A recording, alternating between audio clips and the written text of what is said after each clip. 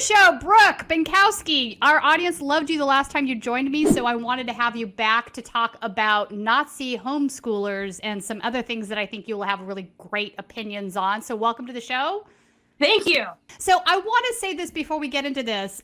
This story was actually brought to my attention not by Huffington Post or Vice, who now will have articles out on it, but from one of our Status Coup members, who I'm not going to name, but they are actually sadly related to this individual and was shocked when they found out that this person in their family was indeed one of the admins on this dissident homeschool Telegram channel. Now, I have been in this dissident homeschool channel now for a few months back.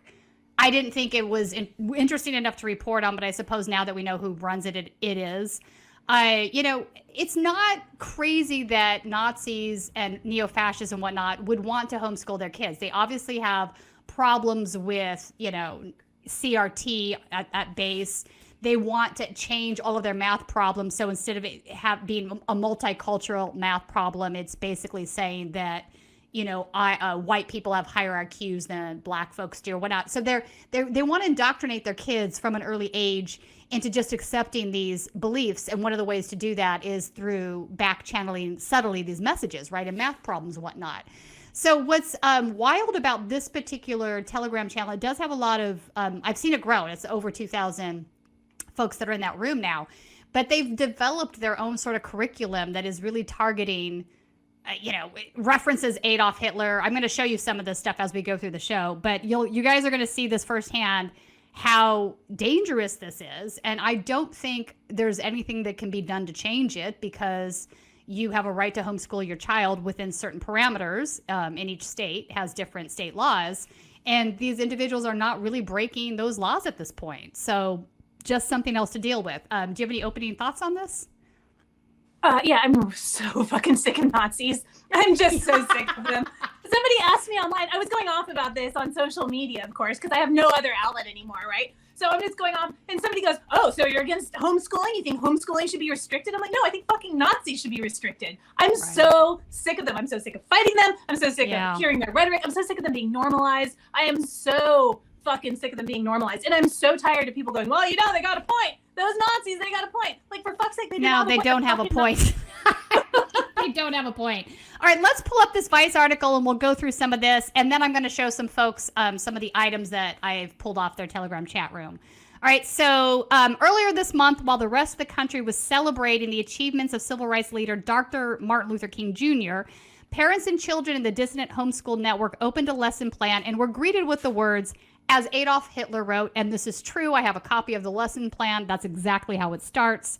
The contents of the MLK lesson plan would be shocking for almost anyone, but for the members of the 2,400 member Dissident Homeschool Telegram channel, this was a regular Monday at school.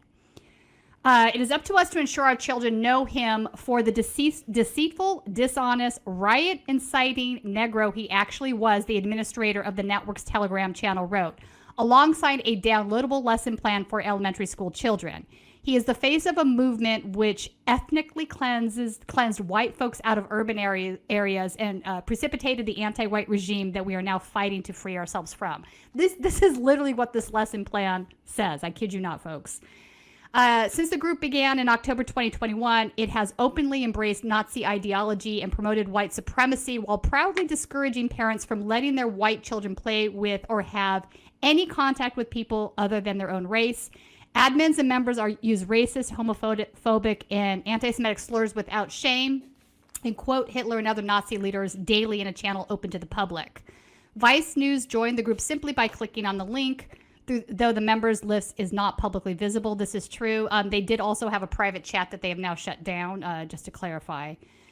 What's even more disturbing, however, is that the couple who run the channel are not only teaching parents how to indoctrinate their children into this fascist ideology, they're also encouraging them to meet up in real life and join even more radical groups, which could further reinforce their beliefs and potentially push them toward violent action. This is true. One of the things that they've been promoting in this Telegram chat is something called a pool party. So a pool party is just that. It's a pool party, but it's only Nazis that go to the pool party, and you bring your kids to the pool party and everybody, you know, has a social time and are free to, you know, share their Nazi ideologies without anybody else, you know, discouraging that. So this stuff is definitely bleeding into the real world on top of it. So what this channel does is they're creating these lesson plans, and they're putting them up on the channel so other parents who are doing homeschooling can pull them down. And there's, you know, a bunch of these lesson plans. And then the other thing that they're doing is they have some sort of agreement with Antelope Hill Publishing House. Antelope Hill is a white supremacy publishing house, basically. They do Nazi stuff. So if you use their, like, they'll do posts like, you can use our code on Antelope Hill to get these kids' books, right? And you go into the Antelope Hill website, you punch in the homeschool dissident code, and you get 20% off your order kind of stuff. So there's some crossover things that are happening. So that's that. I want to call in. Can you pull up, actually, I gave you a bunch of stuff, so I'm going to try to walk you through this. Can you pull up the MLK lesson plan? I think it was a PDF. So we can actually take a look at this. Oh yeah, there it is. Is that it? Yeah, so so that is the face, that cartoon face they have on there. That is they're also the icon photo for their Telegram channel. So this is just an example so you guys can see this. So these are like actual lesson plans PDFs. This one's for Vikings and Viking art, actually, not MLK. I think I had a bunch of them in there. So you get the idea of that. I also want to play, they had a poem contest. I want to play the winning Clarion poem. Can we play that? This is a poem which explains why I'm a nationalist. It was published in the Antelope Hill Why We Fight anthology of poems and stories that are of the same theme. And here it is. It's called Hero Play. Smile, 2 teeth missing, holding up a box of new crayons. A first, once again. Just like Mama, my darling. Here you will sit on a colorful rug.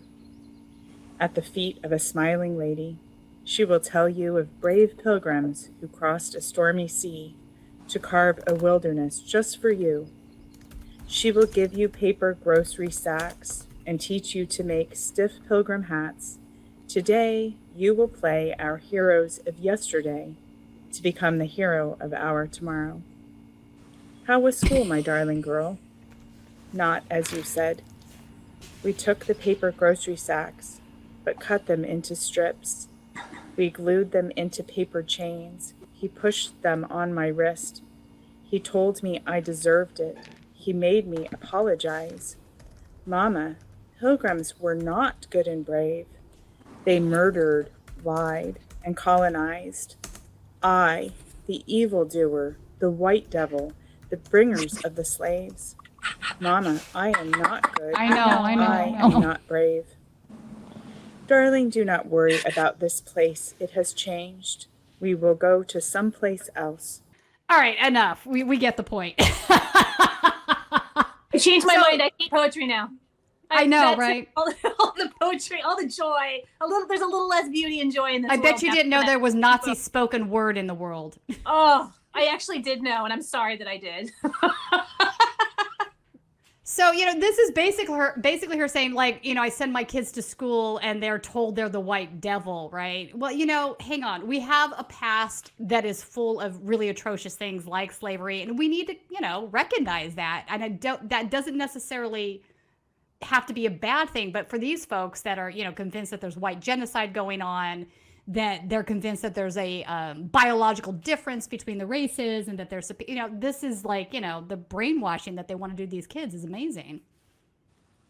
Yeah, that's how they get them. I mean, that's the only way they can keep this, you know, narrative going, right? You have to get them while they're young. You have to brainwash them. You have to play on their insecurities. You have to abuse them so that they have this, you know, memory of trauma. Like, it's fucking disgusting, actually, all this stuff. They're being radicalized. I mean, they're being radicalized in the service of a toxic narrative, a toxic exclusionary narrative that's going to end up killing people, which is why they're doing it.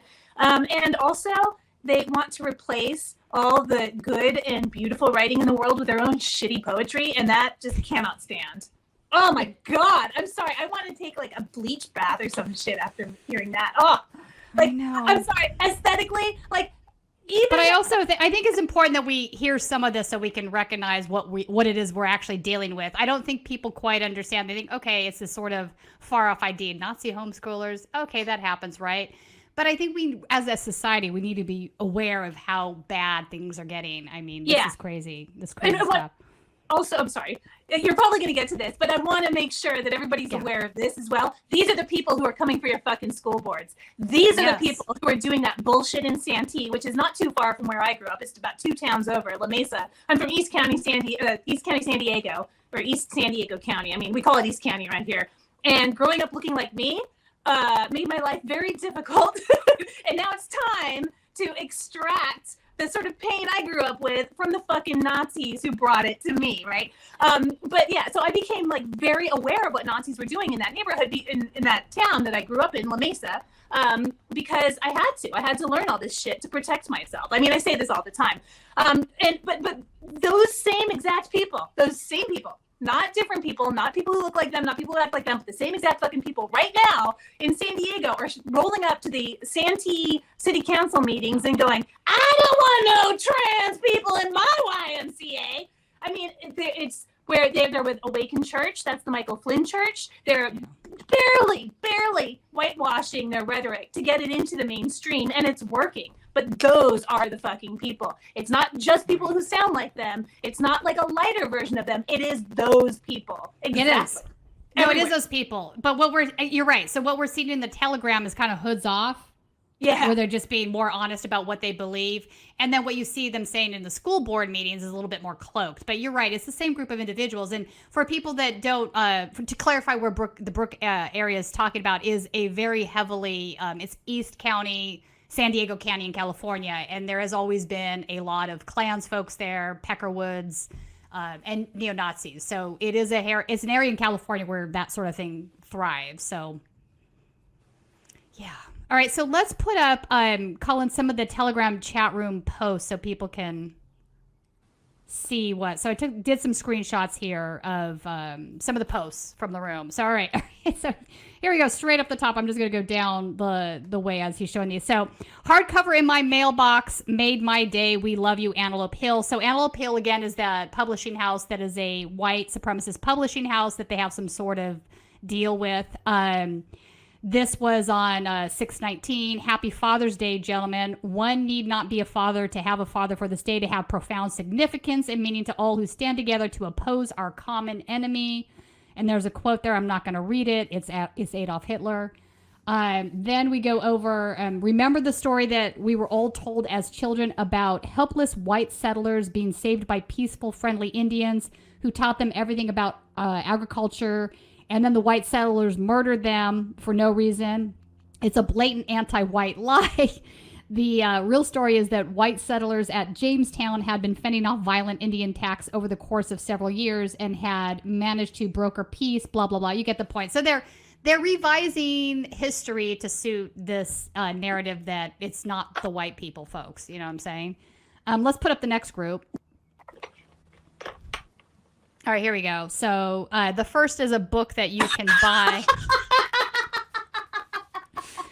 I know, right? How do you not laugh? The American Regime by Anonymous January 6th Prisoner. So this is part of the books that they have on there. Why they would send that to have a kid read is beyond me. Then we have, this is their writing assignment where they're literally writing quotes from Adolf Hitler. Have you seen the copy work in our Thanksgiving Day unit study? It's a quote about gratitude to be alive to fight this fight. I mean, I kid you not, folks. You're seeing this. So those poor fucking kids. No, it is. It's tragic. I mean, these kids, here's the thing. They're going to grow up believing this stuff is just normal, right? And then they're going to get to be, an age where they're a teenager and they have to go out in some capacity in the real world. And they're going to be shocked at what comes at them. It's really cruel in many ways. I agree with you. I think, so then the IQ averages PDF. I wanted to show this one too. This is another lesson plan. Yeah, I know. There we go. Okay, so Mrs. Saxon, by the way, is the one that mainly runs this channel. So Dissident Homeschool Unit Study about IQ. take a week to explore how IQ is measured and how IQ deviates among different groups of population. All sources have been provided at the end of the document. For the curious child, a few online IQ tests have been linked in this unit study. Keep in mind that online IQ tests are not reliable and young children do not score well on a lot of these tests, blah, blah, blah.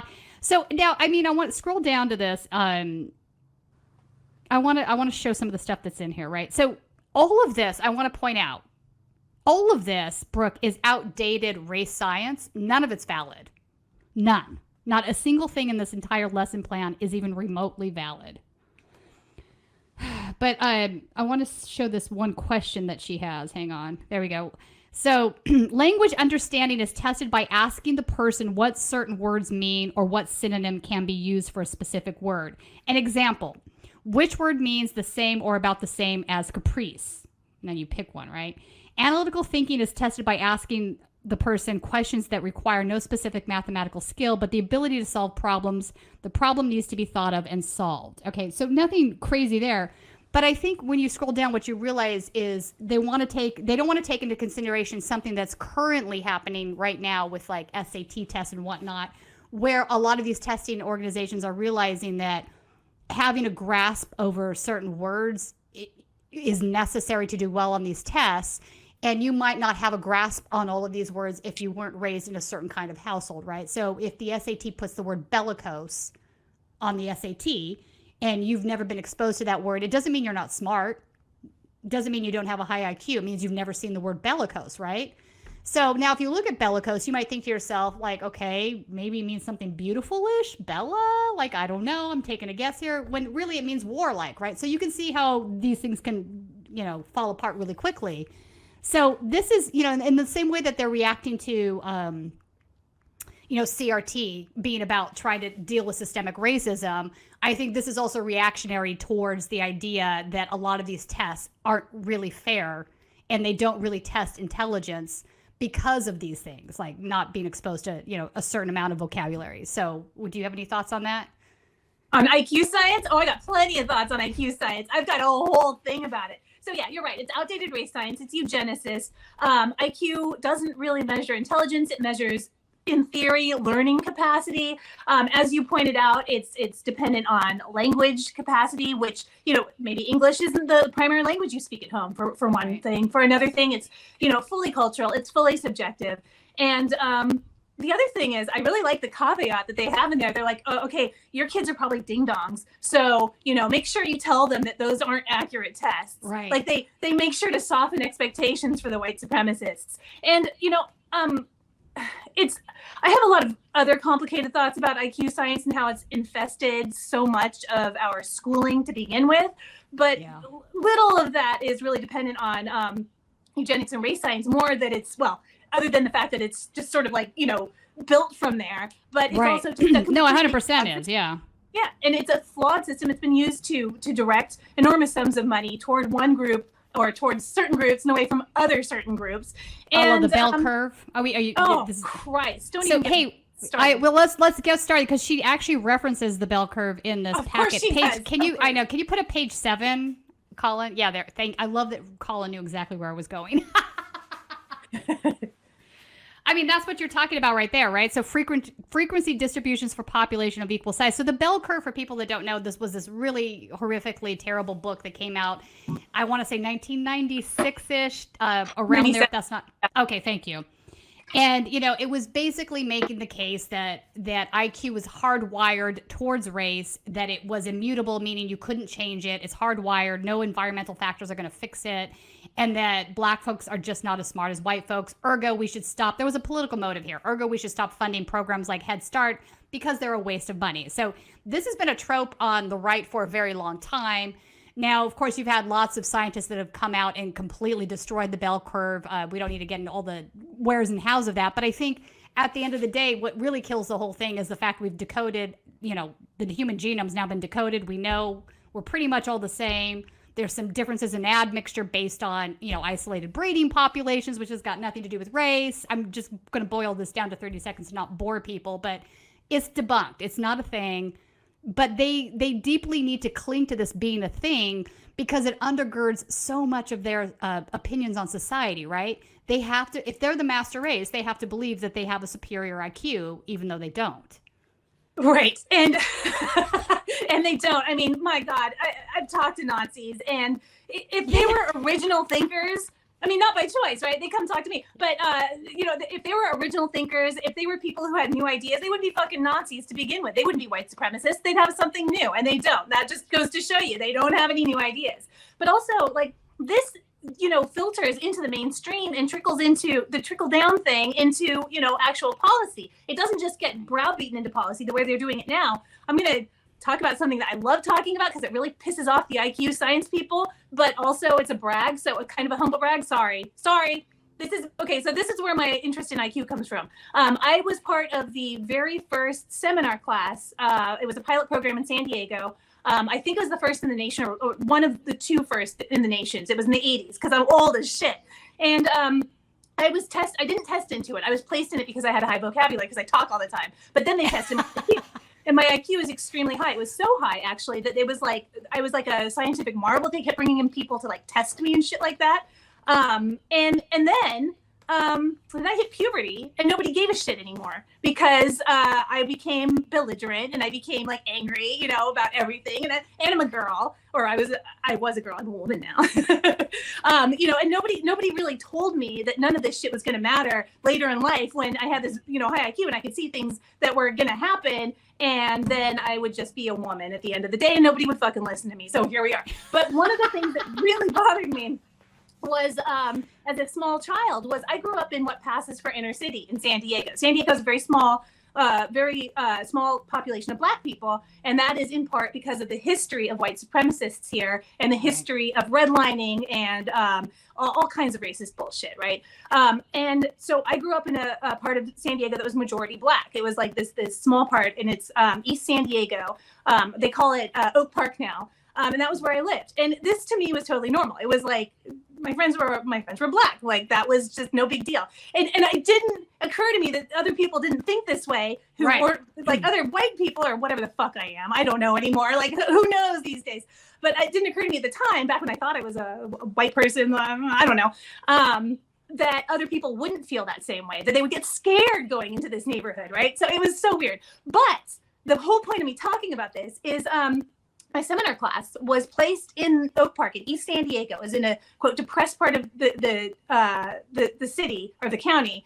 And there were still only 2 fucking Black people in that class the whole time I was there. And it drove me up the damn wall because I knew for a fact that, there were plenty of very, very smart people who happened to also be Black. Like, it just seemed like such bullshit to me. And it drove me crazy. I would ask my teachers. I went to the principal. I was like, excuse me. I mean, I was just like a little social justice warrior. I didn't know, though, right? It just drove me nuts. I was like, why aren't my friends in here? Where are the Black students? Why is he here and she's here and then nobody else is here? Like, where are all these white kids coming from? Yeah. Nobody had a good answer for me. They would get uncomfortable, which I didn't understand. Because they can't admit to their own innate biases, right? There's absolutely no genetic structure that relates phenotypical traits like skin color to IQ. It's just a bullshit argument. It was always a bullshit argument. But again, they need to hold on to something. It makes them feel better, I think, at the end of the day, if they can point to science and say, see, I'm not a racist, it's just science. Right. They want that excuse because they're cowards as well as being inbred pieces of shit, right? I mean, fuck these people. I'm sorry, I really hate Nazis. No, I think this is why my audience loves you. Go.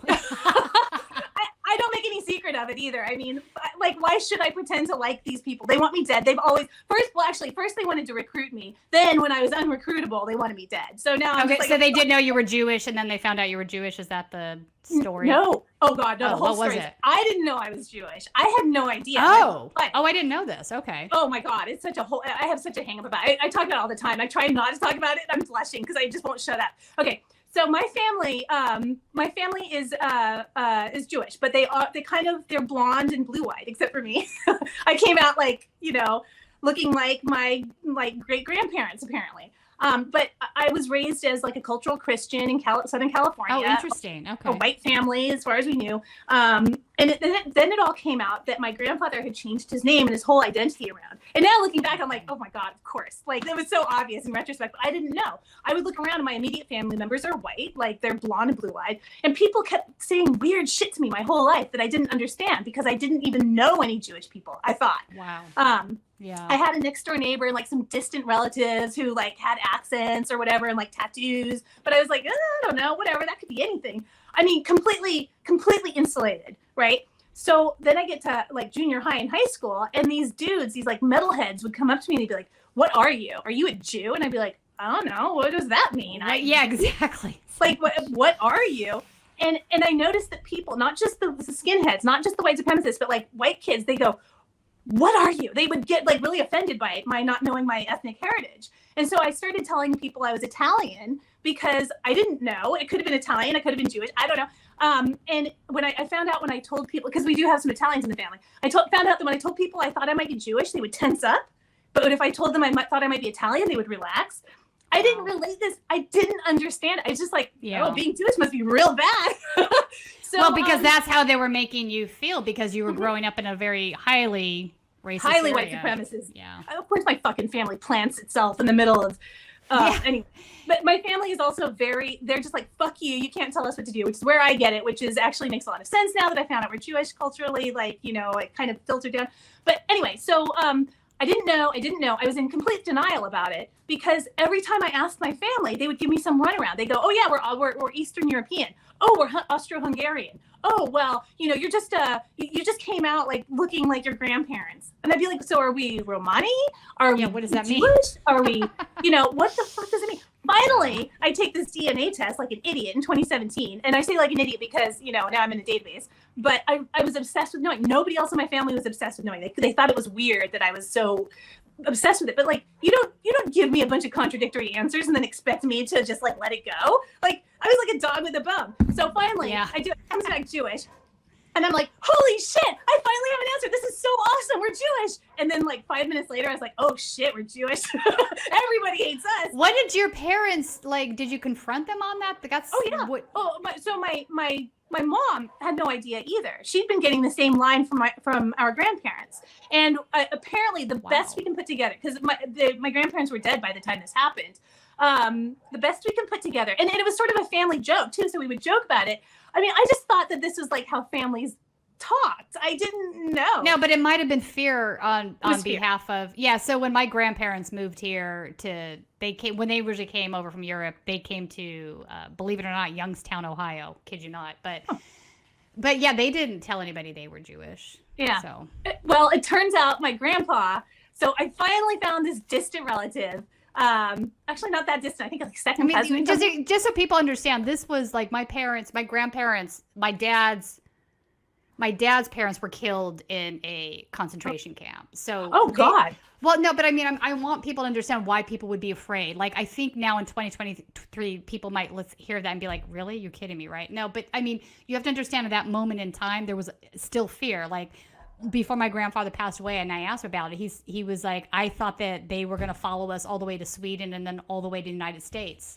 So there was a tremendous amount of fear in the community. Yeah, well, I mean, so this was, I think, so to make it clear, it's a protection mechanism, right?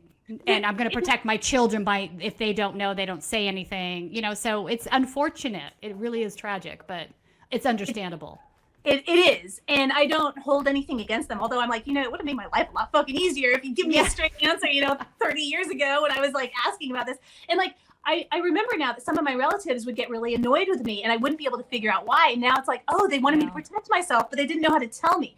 So it turns out that all the misdirection aside, once I finally got to the bottom of it, we're Ukrainian Jews. And I was like, okay, this explains a lot about my defiance, my disgust for authority, the fact that my great-grandma had like 3 different birth certificates from 3 different countries. And then on my dad's side, we're apparently Romani. So I'm just like fully stateless, like across the board, which I'm so fucking proud of.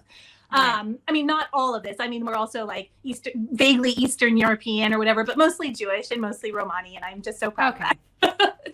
So now that I totally took you down a sidebar tunnel, let's focus back on. I interrupted your story, and I apologize. And that's why I hate Nazis. Sorry. So You were talking about, now I can't even remember actually. Homeschooling and Nazis and IQ. Yeah. Oh yeah, the IQ thing. That's exactly what we're talking about. So, God, yes. And also, by the way, I grew up low income, and so I got that eugenicist bullshit as well. I was raised by a single mom. Like, we didn't have a lot of money, and so it's like, oh well, how smart can you be if you don't have any money? That kind of thing. So there's so much crap that's loaded into quote IQ science, and to see it these people trying to resurrect it is really disgusting. Yeah, no, and they keep trying to resurrect it, right? The race realists, like, a certain amount of them have to come to terms where we are in 2023 as far as science goes, right? So you can no longer say that I mean, the human species, we all pretty much have the same genetic structure. That's just not up for debate. It's science at this point. So now they try to find like different ways to still try to hold on to these beliefs. But what I noticed about the dissident homeschooling program is they're not even attempting that at all. They're not in this sort of race realism thing where they're going to say like, well, there's still cultural problems there. There's still like, all these, they're just buying into all this like junk science that's long gone, should not even be considered even remotely viable at this point. But that's what they're doing, right? So I thought that was interesting in a bad way. Interesting. Let me clarify. Because they're not race realists. They're hardcore Nazis. So I wanted to go back to the article again. And I wanted to scroll down, Colin, and point one more thing out about Mr. and Mrs. Saxon. Mr. and Mrs. Saxon, the dissident homeschool network is run by a husband and wife team who use the alias Mr. and Mrs. Saxon. This week, the anti-fascist research group Anonymous Comrades Collective published a detailed report that unmasked the Saxons as Logan and Katya Lawrence, who live in Upper Sandusky, Ohio, with their 4 young children. The researchers were able to identify the Lawrences through biographical details that they shared in the Telegram channel's group chat and on podcast appearances. One of the key clues to identifying them was when they revealed they owned a German shepherd called Blondie, the same name as Hitler's dog, because of course. Of course. So this kind of describes how they were able to unmask that. But scroll down. So the Lawrences did not respond to multiple emails, text messages, social media message, and phone calls from Vice News to discuss the contents of the report and their neo-Nazi homeschooling group. Katya Lawrence, who is in her mid-30s, launched the channel in October 2021 because she was having a rough time finding Nazi-approved school material for their homeschooled children. You think? And as she told the neo-Nazi podcast Octoon Amerikaner. So this podcast actually was live on Spotify until just a couple of days ago, believe it or not. They do have a website, and the entire website is just Nazi podcasts, like 30 or 40 different various ones, I believe. All right, maybe not as many as 30 or 40, maybe 20 to 30, but a bunch of them. You get the point. Later in the same podcast episode, Lawrence expanded on her view on why she wanted to educate her children at home. This is a quote. "We have our children's best interest at heart, and nobody can do a better job than we can because it's our child. We are so deeply invested into making sure that our child becomes a wonderful Nazi." Great. That's just great. Oh, those poor kids. I mean, I'm going to stop feeling sorry for them probably in like 5 years, but when they start doing it on their own. But right now, I just feel really shitty for them. No, I know. It's just, this to me is doing this to a child is just so unforgivable in so many ways. I don't know how. I mean, eventually when this child again becomes of age, a teenager, whatever, and they get out, into the real world, they're going to get like just devoured. They're going to let's hope so. It's going to be terrible for them. And it will be because they've been indoctrinated with all this hate for so many years, right? Let's hope it turns a couple of them around at least. Yeah. All right. So moving on from that, and unless you had anything to add on the homeschooling, we have some other stories that I want to talk about. Nope. All right. So you brought up the situation in San Diego. We have a second really horrifying trans thing going on down there in the Santee School District, leading up to the YMCA. Is sort of similar to what happened at We Spa, I think, in the sense that somebody is basically saying that a trans person exposed themselves to their child in the YMCA gym. That remains to be seen how much of this is even accurate or true, or what is going on here. But in the wake of that, you have had a couple of protests. One turned kind of violent, not as bad as We Spa. There wasn't a stabbing, but still violent enough. But it's not only happening in San Diego, it's happening across the country. We've seen the anti-trans rhetoric being ratcheted up by the far right for months now, right? Drag shows have become a normal protest site for the Proud Boys and neo-Nazis. They're starting to call anybody that is gay a groomer because they want to link pedophilia to being gay in a way that just makes no sense, but it's very hateful and it's increasing, right? So I wanted to bring up the fact that we can pull up this article. GOP state lawmakers are pushing a slew of dangerous anti-trans bills this week. So in lockstep with these protests and all of these civil disobedience actions from the far right happening against trans folks, GOP state lawmakers are following in step with actual laws that are, inconceivably very bad. So I wanted to point out some of these. All right, so let me scroll down here so I can read this. Come on, computer. All right, there we go.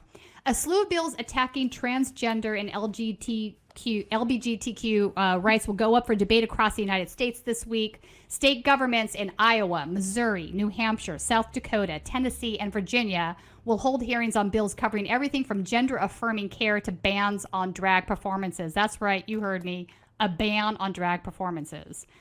I don't know how you do that. Some of the bills will prevent trans people from changing their birth certificates to reflect their gender identity or will set a legal definition of gender that excludes them. In Iowa, the House Education Committee will discuss a bill that would require teachers to out transgender students. That is absolutely frightful. Bills in Virginia, New Hampshire, South Dakota, and Tennessee ban gender-affirming care for anyone under the age of 18 and prohibit the use of public funds such as Medicaid for gender-affirming care for people over 18. Proponents of anti-trans legislation argue that they are trying to protect children, but as critics point out, it's not about the kids, it's about stopping anyone from transitioning. And if anything, bills such as these could make life more dangerous for young people as protests, now I lost my place. As protests against drag shows and even children's hospitals have escalated.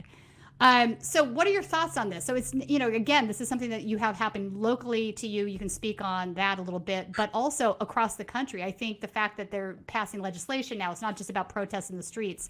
They're going to try to make being trans illegal. Yeah, absolutely. And by the way, this is an organized, inauthentically organized disinformation campaign. It's a weaponized disinformation campaign that's been going on. Part of it appears to be an attempt to defund the YMCA in particular, because there has been this sort of formulaic, inauthentic protest shit that's been going on. There was one in Ohio. There was one in, oh God, I can't remember the states. There have been at least 3. And it starts like this. Some woman rolls up somewhere and then she starts crying and she's like, I saw a penis in the locker room.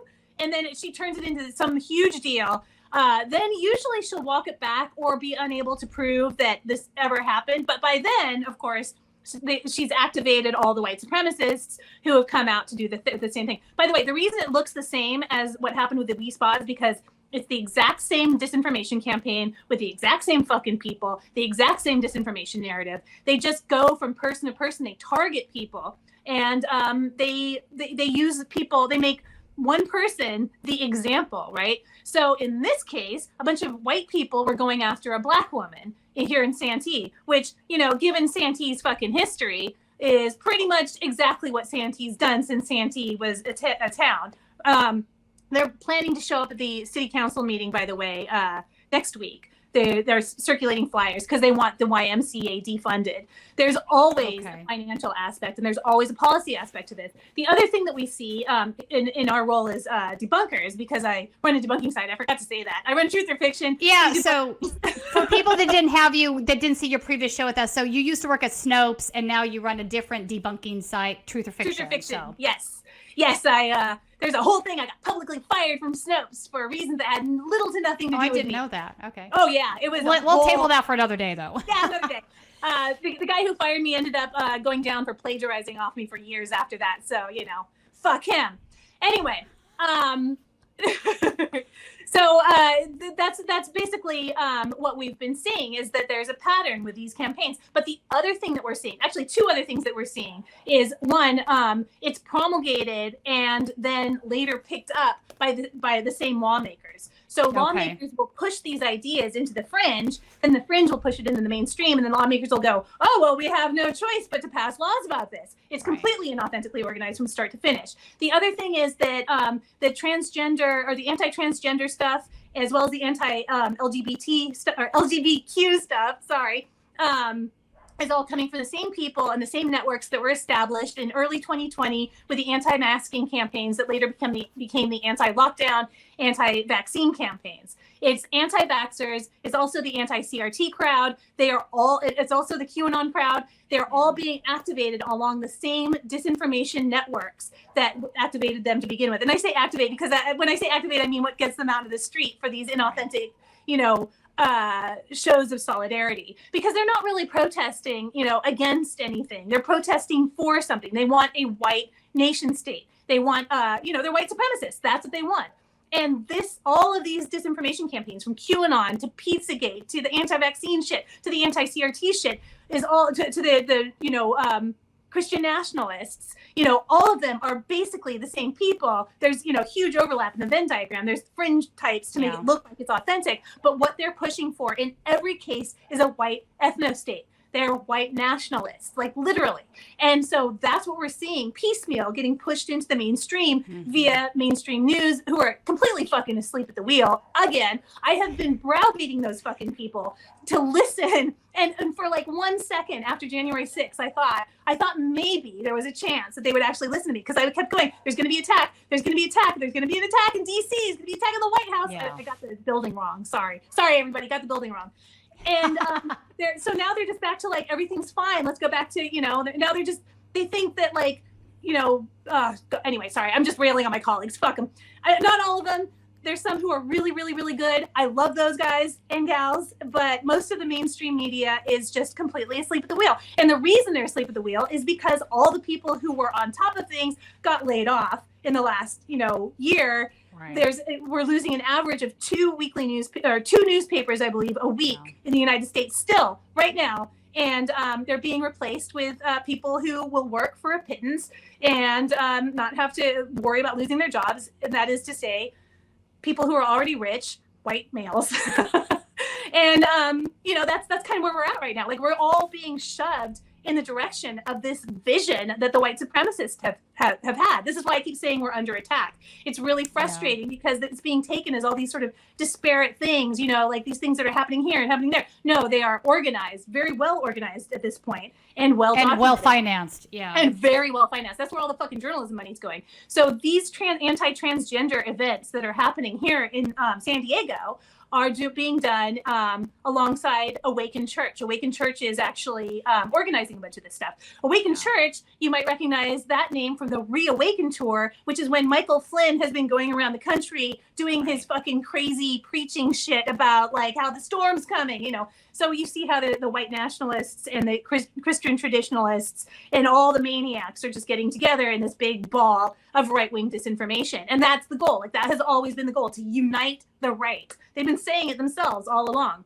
This was Tom Metzger's idea. He advocated for lone wolves to take over, what he called lone wolves, to take over school boards and libraries and, local governments, state governments, and the federal government, and then, make this a white ethno-state, and then have an ethno-state for other people as well, ethno-states for other people as well, right? And so, it's all of it is so very frustrating because it's still being treated as though these are just like normal citizens with concerns. They're not. They're the same people going out and getting into fist fights and terrorizing people and harassing, a woman who just wants to fucking work out. By the way, that chick who said that she saw the dick, the one who was crying, she's like, oh, I saw a penis, it was so awful, here in San Diego. So she walked that back later. She's like, oh, I just found out, I just heard she was transgender and I saw her in the shower. She totally walked back. Turns out her fucking mom is like some Christian mommy blogger type. Oh. So it's all been, and she's using I believe her mom's maiden name. So it was all just like this inauthentically organized thing from the start. Of course, the momentum is going now. So of course, who knows what's going to happen. The YMCA is probably going to lose its funding because everybody just keeps fucking giving into these bullies. And I don't understand it. It's so frustrating. All these people I've heard over the years who are like, maybe we should talk to them and see what they want. I can tell you what the fuck they want. They've been telling me my whole life. Yeah. Yeah. So you brought up Tom Metzger. For folks that don't know who Tom Metzger is, he is the founder of the Aryan Warskins, I believe. He's dead. No, 1 year in existence. San Diego. Thank you. Worst. Okay. So yeah, he lived in San Diego, but he advocated setting up these neo-Nazi cells across the country. He was I would say probably one of the first guys to say we need to decentralize and have individual cells. So if you are more autonomous about, and it's not entirely top down, you're more protected if somebody gets taken down in Ohio for a hate crime, you can still operate in Missouri, kind of a thing. And I also wanted to get some clarification because I think you're right on this. My thing is this, I agree with you. I think they're using the trans rights issue. I think they're using, you brought up anti-vaccine, you brought up a host of other things, right? I think all of these things are sort of cultural issues that the white supremacists can use to red pill, more than normal normies, as they would call them, Republicans, right? There might be, these are maybe business Republicans or conservative socially, whatever, but they're not entirely white supremacists, right? But the white supremacists, because they want their race war, feel like they need to red pill these folks down their tunnel into their belief system, right? They want to just keep getting them more radicalized. And I think that this is one of the topics that they're using to do that, right? So, and the anti-vaxxers and some of these other ones, right? Is that sort of what you think is correct? Yeah, and well, a lot of it's difficult to say where one stops and one begins, right? Because disinformation is very it co-ops everything. It's very opportunistic, but so. There's a couple things. One is so this is full on just like Nazi ideology from the get-go. Like they went after trans people, they went after lesbians and gay people. Yeah, they went after and along with everybody else, right? They went after. Well, I don't need to rehash what the original Nazis did because we all know, right? But that was a big part of their. They burned down the world's first transgender clinic. The original Nazis. I have to say the original. Yeah, people don't know this. The first individuals that he used gas on were people with mental disabilities, right? It wasn't like there was a build up to the Holocaust, right? And it started with individuals that weren't necessarily Jewish or Romani, right? These were kids, because he wanted this like ideal race, was like eugenics. Yep. Yeah. And by the way, the concept of eugenics, unfortunately, emerged out of San Diego. So there's a very long. You're right on that too. Yeah.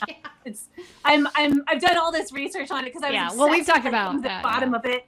But sorry, I was on this whole thing about LGBT. Oh no, you're fine. I'm trying to organize and marshal my thoughts. The other thing I wanted to say about the anti-trans ideology in particular is that it's extremely insidious because there's this big gray area right now with a lot of women who identify as feminists, and they are being told stuff, because I know this because I got fed this stuff about a decade ago. They're being TERFs.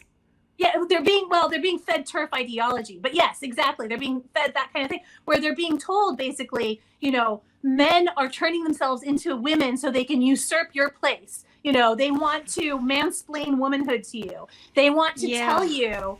I noticed that none of the TERFs ever seem to go after trans men, or very few of them seem to go after trans men, which I don't understand. I mean, yes, I do, but they're You're right.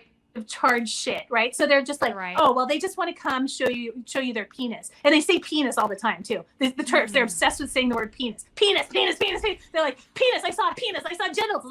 It's like, God. Sometimes I think that actually the whole TERF movement is just so a bunch of like bored middle-aged housewives can get a little thrill by saying penis over and over again. There's one of my conspiracy theories right there. Okay. I just pissed off a whole bunch of TERFs and I don't care. So TERFs are not. I don't understand TERFs at all. It's really wild to me. And they totally eschew science to like they want to make this claim, and we've had this conversation that it's binary when it's really a variant. Nothing in biology is one or the other. There's no hard wiring. Everything's about variance, right? Oh, that's what I would call, or what even Darwin would call, the spread of excellence. one of the arguments that I saw early on, I haven't seen it in a while, and I actually really, this argument would have gotten me if I hadn't seen it for what it was, because I want the same thing, but it's, I want to do away with the binary. That was one of the early TERF arguments I heard. Yeah, I want to do away with the fucking binary too. I'm so sick of it. It's so restrictive. But they're saying it's not accurate either, right? There's a scale of which things occur, right? Yeah. This is, super female, super male. These are your endpoints, right? And you can be those things for sure. You can be, but there's also a whole degree of variance that occurs in between. Yeah. I don't think that's like a crazy conversation to have, but for some reason it is in this world, in this particular world of TERFs. Yeah. Poisoned and co-opted. Yeah, exactly. And it's so frustrating. I mean, to see all this stuff get co-opted and to see some arguments that actually would be good arguments that have just been like, churned into the service of disinformation. And I find it just incredibly frustrating. And as you can see, I get so worked up about all of it. I was just like, God damn it, people, get your shit together. Stop listening to these fucking bad faith freaks. They're bad people.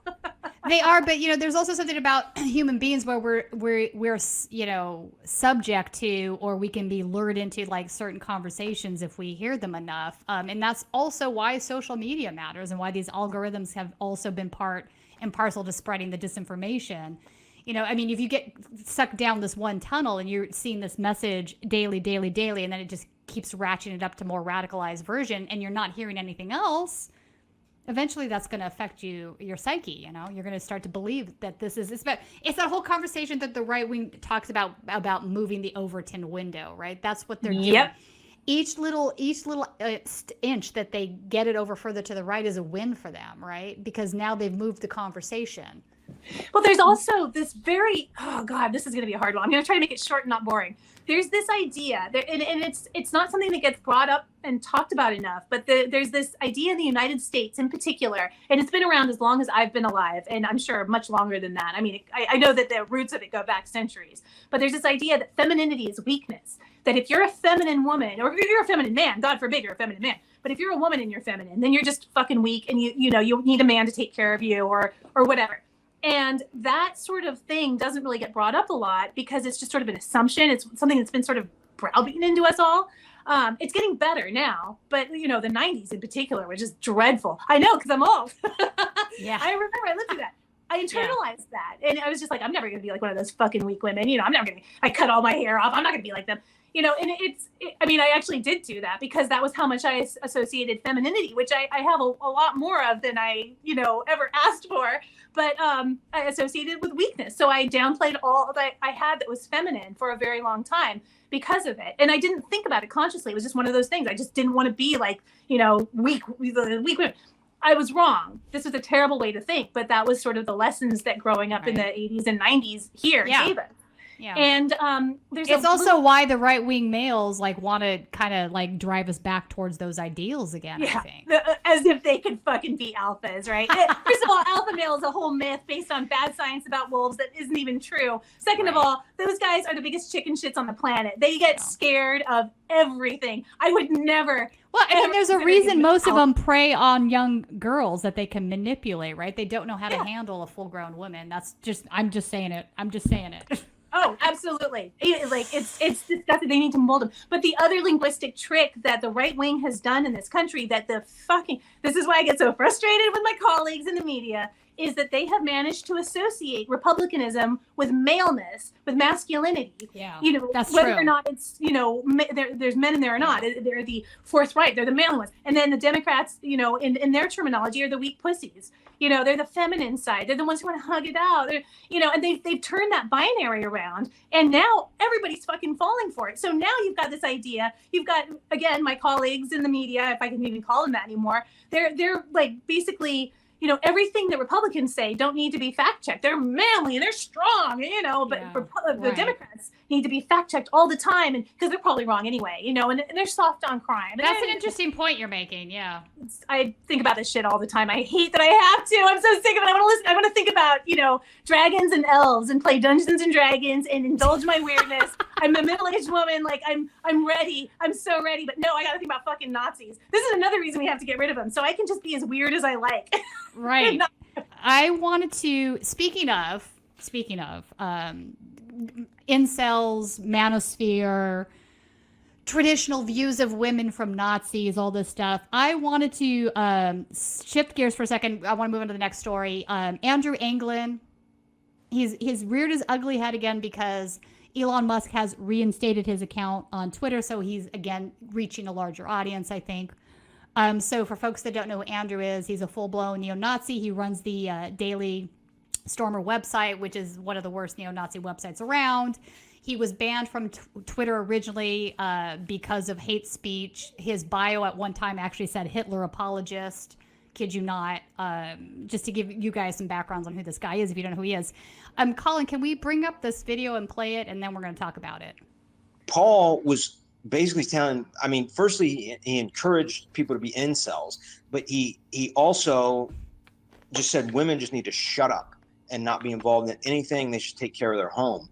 And people will say, oh, but Paul said to love your wife. And it's like, well, obviously, obviously you don't hate your wife. You should take care of your wife. She is the mother of your children, but you should have total control over her.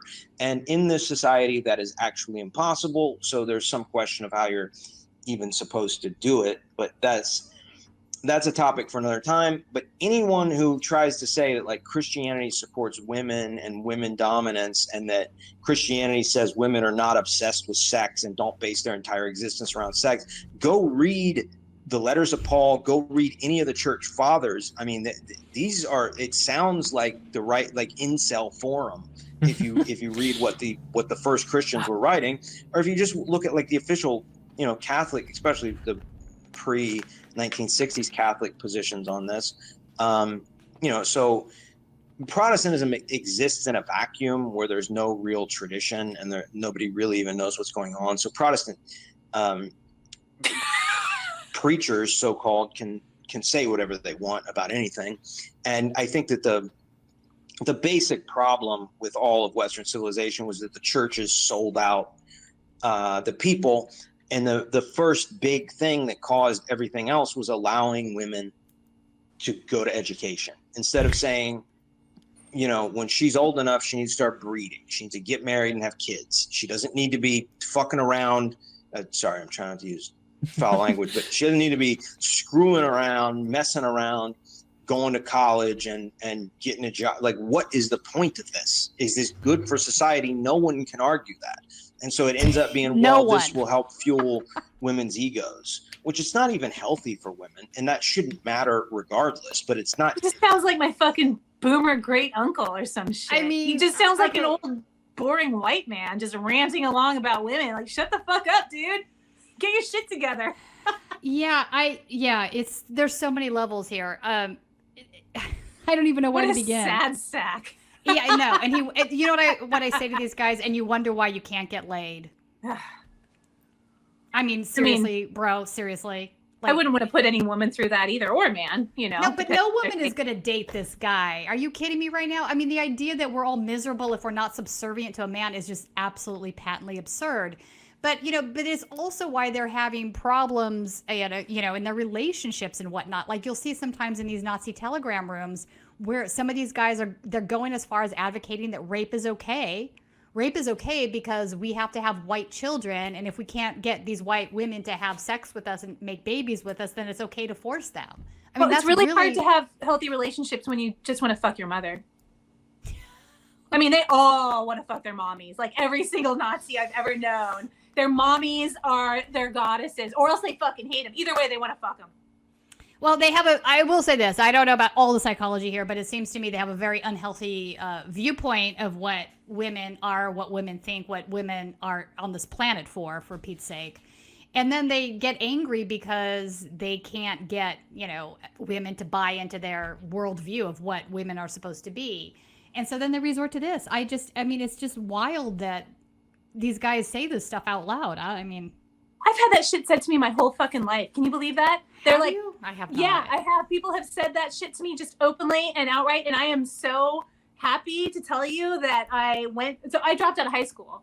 I'm like disappointed everybody after all the high IQ shit that I was talking about earlier. Everybody thought I was going to save the world. And then I'm like, I'm out. So I dropped out when I was 16. So I ended up not going to college until I was in my 30s.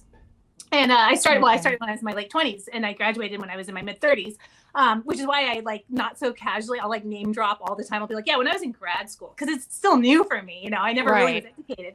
But people would tell me, like dudes would tell me, I shouldn't say people. I shouldn't even say dudes. I should say white men would tell me this shit all the time. They'd be like, well, when are you going to start having babies? You don't need an education. You need babies. And I'd be like, I don't want fucking babies. I want a fucking education, you know? Like, leave me alone. It's actually he's just saying this sort of shit that dudes would say to me when they thought nobody else was listening. Dudes just like that. And again, remember, I grew up in East County, so it's probably the same people. But yeah, it's a very prevalent mindset among, you know, mediocre loser men. And by the way, everybody who said that to me was absolutely a mediocre loser who never accomplished anything. Okay, so the other thing happening here is Anglin's mentioning that it's a waste of time for women to get an education, right? They should be breeding. I think they're very threatened by educated women, because an educated woman obviously is even less apt to buy into their garbage. Isn't it great? Yeah. So not only just the misogynistic stuff that we're hearing right here and now, but they're also less likely to buy into a white supremacy worldview, right? Once you're taking biology classes at the university, you're taking all these other sociology, whatever, you're getting exposed to a whole lot of stuff, right? You're less likely to, even if you were raised in a conservative household that might have been racist, maybe not Nazi, but racist. This will open your mind and will make you less likely to buy into this ideology that they want, you to have. So it's very threatening for them, I think, in a way. And it's not working. This rhetoric isn't working for them, which is why they're trying to co-opt education to begin with, which is why they're doing this homeschooling shit, trying to take over the school boards, trying to take over libraries, get books banned, because this shit doesn't work, because it's bullshit, and everybody can tell it's bullshit. The world has moved on, and they're trying to drag it back. I only hope this ends very painfully for every single last one of them. And, if I'm there for it, that'd be cool too. Right on. All right. So our other favorite Nazi, Nick Fuentes, he went on a rant this week too about either we all convert to Catholicism or it's. Wait a second. After all these years of Catholic scandals where these high-profile priests are diddling little kids, and they're supposed to be anti-groomers, but they're supporting the diddlers.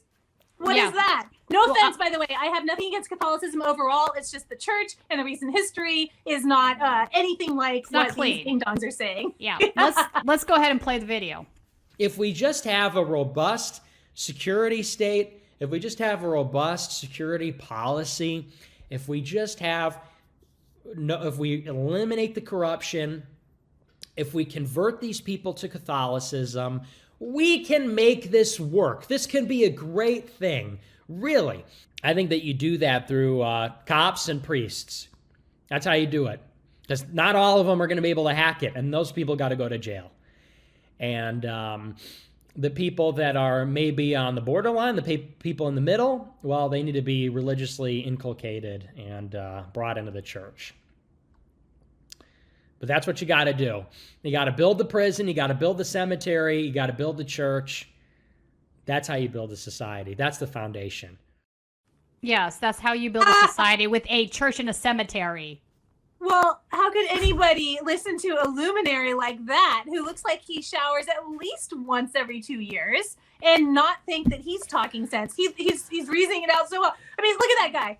Why would you listen to anything that fucking guy said? He looks filthy. I can smell. I don't know. He's got a his Groiper following. He's got his following. I don't think his following is increasing. I think he's getting more attention simply because of his proximity to the Kanye West, the Ye campaign for president. Of course.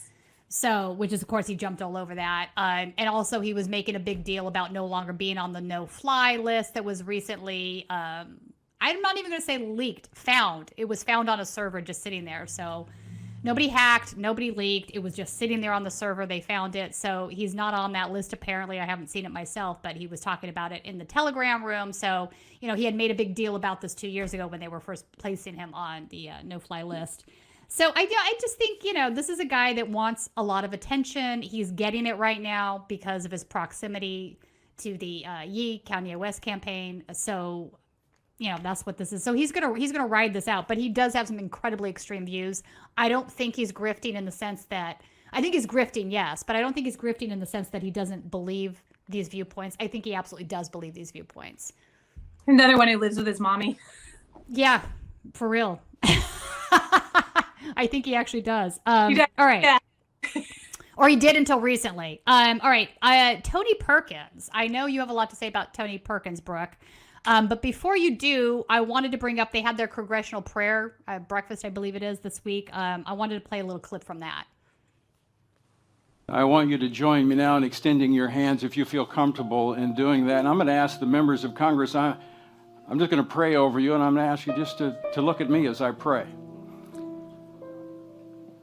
Father, I thank you for these men and women that you have called to this city for this time. We are grateful for them, and we thank you for them. And Father, right now I pray over them. I pray healing for the wounds that they have received. I pray for encouragement where there's discouragement. I pray for boldness and courage where there's intimidation and fear. I pray for unity where there is division. And not just on one side of the aisle, Lord, but I call that forth as Americans, that we would walk in unity and understanding of one another, that we are all created in your image and therefore worthy of respect. Father, as an American, I speak a blessing upon these your leaders, and I ask you to strengthen them, to encourage them, and to increase their number. And Father, I pray that we might be at a turning point in this nation of once again embracing you. In Jesus' name, amen. So Tony Perkins, he's a lobbyist for the Christian right, for Christian nationalism. He's the president of a group called the Family Research Council. We've been seeing an increase in Christian fascism in the country.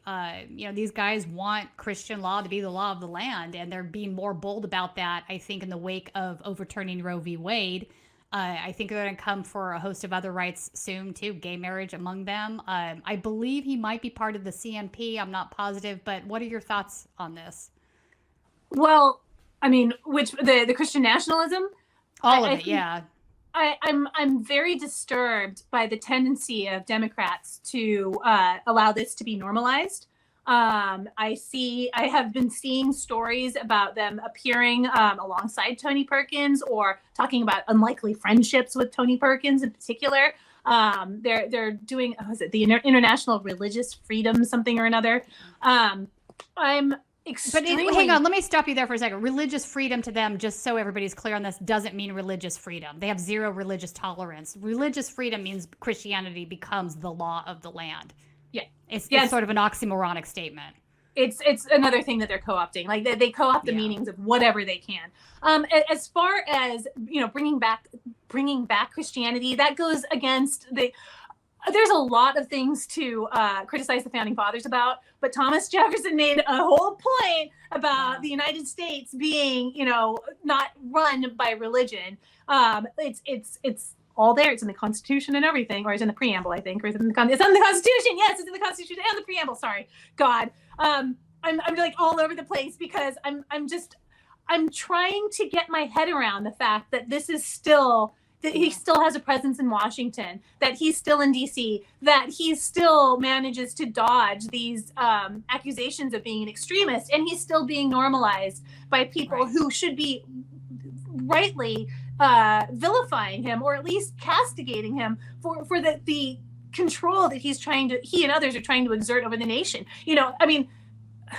It just seems to me that there are a lot of people in the Democratic Party who are perfectly fine with this. And that really bothers me. So, I do have a problem with him, but he's like the fucking Nazis. It's like, they're going to do what they do. Sorry, am I yelling again? No, not at all. My ear. I yelled so loud, I just made it pop right out. I'm just so mad. But it's the part where people are allowing this to be normalized is very, very disturbing to me. These are hateful people who say hateful things. They have a decades-long track record of saying hateful shit and doing hateful shit. So why are we still acting as though it's like every 3 months everything gets reset for these people? Because they have power. That's why. Yeah. The reality is that, and as Ron would say, the post-Reagan world we're in, we let we let them in when we opened the door to this whole idea about values voters that Reagan campaigned on, and we've never been able to shut that door. And it's just increasing. You know, the CNP, which is an organization that has long been involved, it's a hard right Christian nationalist group. They fund candidates, they fund campaigns, they put activists and boots on the ground. They create policy bills. I would say they are probably the biggest reason that Roe was overturned. You know, so they've been doing this stuff behind closed doors for, you know, a couple decades now, and they've made it quite 40 clear. 40 years at least. Yeah. Okay. So there you go. In fact, there's a great book, The Shadow Network, about the CMP. I would really highly recommend it. In fact, I'm going to try to get the author to come on, Right Wing Insanity. But, you know, their goal is to turn our law of the land into Christian law. That is the absolute end goal here. And they don't see that as problematic. In their worldview, they believe that the United States is a Christian nation and that we were founded on Christian principles. Never mind that that's not true. I mean, we were founded on religious tolerance, and religious tolerance requires that you don't have any given religion in command position, that you accept other people's beliefs because they're also willing to accept yours, right? You can't have freedom and one guy in charge. Those things are absolutely mutually exclusive. Right. But they don't care at this point. And, you know, a lot of the times the thing that I'm seeing that I'm concerned about too is that a lot of these groups are now like just letting go of this idea of democracy in a way, right? For a long time, they've been trying to work, you know, how do we get people to agree with our views? You know, democracy is good. They've played all of the, you know, the sound clips for that, the sound bites, so people believe that they're not fascists. But now they've gotten to the point where they realize they can't win through democracy, right? They're just never going to convince enough people to agree with them. And so now, you know, you like in the clip with Nick Fuentes, he's one of them. They're like, no, I want fascism. I want the police to come in here and to shut everything down. And if you don't want to be a Catholic, then fuck you. You're going to be killed or put in the cemetery. Be killed or put in the prison, right? So one or the other, cemetery, prison. That's basically what he was saying in that clip, right? I mean, yeah, and he said worse than that as well. And he's definitely said worse than that. It's really repulsive to me that lawmakers who are, you know, supposed to be the ones who are listening to all their constituents are listening to people like Fuentes, but that's because they're fellow travelers who want to use people. They're like fellow Fuentes travelers. I agree. Their own ideologies. Agree. Yeah. It's disgusting. But yeah, as far as the CNP goes, I would also like to point out that I don't know if I could call them a one-to-one overlap, but they are definitely part of the Tanton Network, which was the anti-immigrant network that was founded by John Tanton. John Tanton, yeah, we've talked and about they are overtly eugenicist, and they are the ones 100%. They're white supremacists. I mean, John Tanton wants to get rid of birthright. He doesn't think birthright should be a thing. Like, he was actually actively trying to figure out how to get rid of that. That's insane. And so are they. I mean, it's exactly the same people. And they're funding, like, all this disinformation about the U.S.-Mexico border. I was a border reporter for 10 years. I can tell you that there's a lot of nonsense. They're also the ones who are doing, like, they were doing all those nasty, fucked up experiments on women and girls, not just women and girls, but, you know, in immigration detention, sterilizing people without their consent. They've been doing that in country after country for decades. You know, and these are all people affiliated with this network, with CNP, with the Tanton Network. They are extremely powerful, and they are pushing their ideology as deeply as they can. US. I think it's important if you're talking about John Tanton. So one of his organizations, FAIR, Trump appointed at DHS to oversee immigration. So at least eight that I'm aware of that were from one of the John Tanton organizations. This is a group, and just so people are clear on this is a group that isn't just opposed to illegal immigration. They're opposed to all immigration. They are white nationalists. They think the country needs to be white. If they could figure out how to move the Overton window past not just illegal, but like, let's deport brown and black folks, they will do that. That is absolutely on their agenda.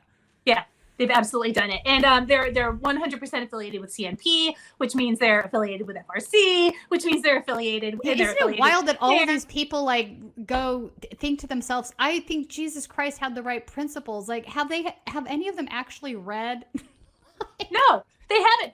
That's the other thing. It's just I don't think any of them have fucking read the Bible.